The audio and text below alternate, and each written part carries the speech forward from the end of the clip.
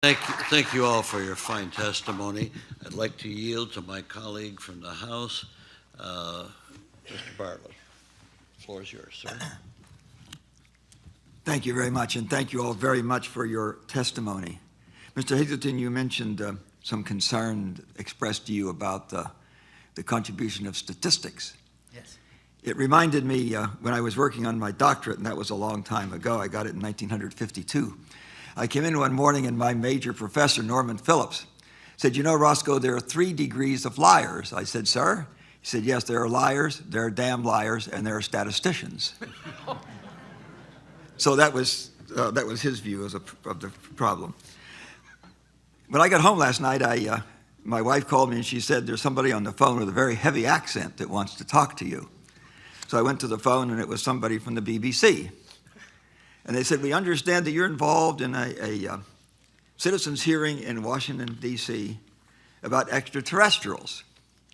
And I said, "Well, that's not quite my perception when I accepted the invitation to come to be a part of this citizen hearing." And I thought to myself, this is a bit like the elephant and the 3 blind men. One of them felt its broadside and said, "Gee, this is a wall." Another felt one of the legs and said, "This has to be a tree." And another felt the tail and said, "This is a rope or a vine." And so what you think these hearings are about depends, I guess, upon your context and of your experience and what you had in your head when you came here. I knew before I came here that UFOs were a real subject. Unidentified flying objects. Even the Air Force, in their not very truthful fact sheet on closing down Project Blue Book, admitted that there were 701 unidentified. That's what a UFO is, an unidentified flying object. So even the Air Force admits that they're unidentified flying objects. My interview on the BBC last evening ended with my question: what are they? There's clearly something out there that cannot be explained as beams of light or swamp gas or hallucinations or anything. When more than one person sees it from different angles, when there is a radar track, this is real. This is not something that you can argue away. My hope is, as a result of this hearing, that the media will, even if they believe that this is all crazy, that everyone who believes in, now I believe in UFOs. I'm not quite there yet that they're extraterrestrial. Maybe that's because I'm a scientist, and I know that the closest possible place I'm told where there could be life is 37 light years away. What that means is, unless they have some way of communicating faster than the speed of light, it takes 74 years to ask a question and get an answer back.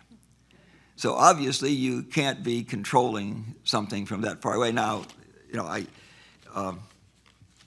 my forebears, not very long ago, since I am Anglo-Saxon, my forebears not very long ago were running around Europe in animal skins in a Stone Age. So I have to be pretty arrogant and presumptuous to believe that there isn't somewhere out there in this huge universe some civilization more developed than mine. And I note that we still have these stupid wars and kill each other.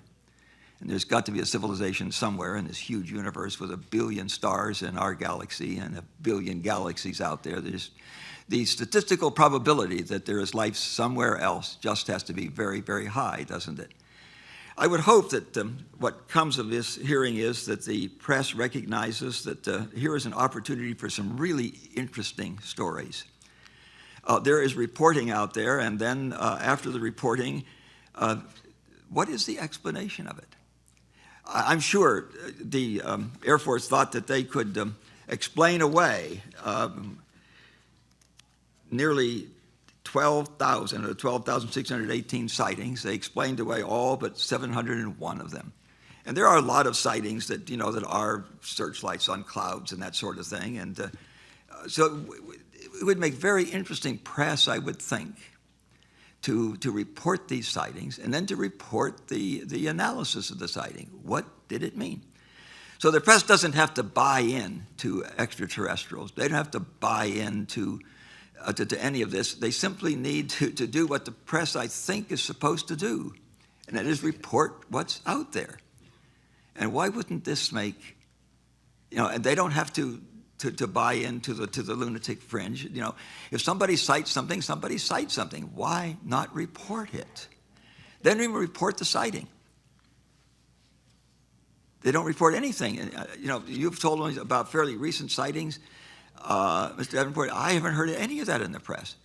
Now, a number of years ago, there were mentions of that in the press. I mentioned the one time I was listening, I can't remember the year, it was quite some time ago, but you may be able to tell me what the year was by the confluence of the two events. One was sightings over New Mexico, and the other was a report that 2 people had died in New York City from what might have been psittacosis, and if it was psittacosis, it might have come from dried pigeon manure, so maybe we ought to kill all the pigeons in New York City. So I thought to myself, with that kind of logic, if I was out there from somewhere else watching us, I think I'd want to watch a little longer before I contacted these people. I hope that that's what comes of this. As I say, there are unidentified flying objects. I came here with an open mind. I'm not quite there yet that they're extraterrestrial, because I'm not sure how they would control things when the closest possible life, I'm told, is 37 light years away. Now, I couldn't imagine, my forebears couldn't imagine the iPhones of today. So clearly there may be travel faster than the speed of light. There may be ways to communicate that we can't begin to understand. But the phenomenon is real. They are here. There are thousands of reportings. And I will do everything I can. I think I have some credibility. I will try to do everything I can to convince the press that there's some interesting stories here. The story may be, this guy's really a wacko, isn't he? He's reporting these crazy things. But in any event, isn't there an interesting story to all of these sightings? There is something there. Why?